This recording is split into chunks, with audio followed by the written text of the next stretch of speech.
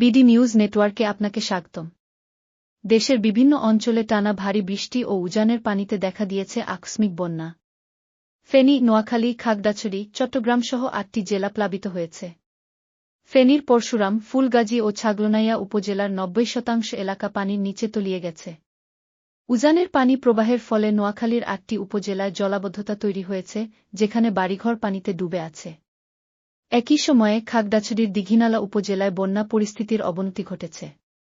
চট্টগ্রামের ফটিকছড়ি উপজেলার ১৮টি ইউনিয়নের সব কটিই বন্যার কবলে পড়েছে, যেখানে প্রায় ১ লাখ মানুষ পানিবন্দী হয়ে আছেন।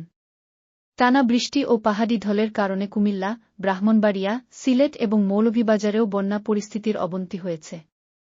ফেনীতে সেনাবাহিনী, বিজিবি এবং কোস্টগার্ডের যৌথ উদ্ধার অভিযান চলছে। নোয়াখালী ও চট্টগ্রামে মানুষ পানিবন্দী হয়ে চরম দুর্ভোগে রয়েছে। মৌলভীবাজারের মনু নদীর পানি বিপদসীমার ১১৮ সেন্টিমিটার উপরে প্রবাহিত হচ্ছে, যার ফলে ২২টি গ্রাম প্লাবিত হয়েছে। চট্টগ্রামের সীতাকুণ্ডে গত ২৪ ঘণ্টায় ১৯৩ মিলিমিটার বৃষ্টি রেকর্ড করা হয়েছে, যা দেশের সর্বোচ্চ। বাংলাদেশে এবারের বন্যা পরিস্থিতি অত্যন্ত উদ্বেগজনক। সরকার ও স্বেচ্ছাসেবীরা উদ্ধার তৎপরতায় ব্যস্ত রয়েছে। জনগণকে সতর্ক থাকার আহ্বান জানানো হয়েছে এবং সকলকে স্থানীয় প্রশাসনের নির্দেশনা মেনে চলার পরামর্শ দেওয়া হচ্ছে। নতুন খবর ও বিশ্লেষণ পেতে বিডি নিউজ নেটওয়ার্কের সাথে থাকুন। আমাদের চ্যানেলটি সাবস্ক্রাইব করতে ভুলবেন না।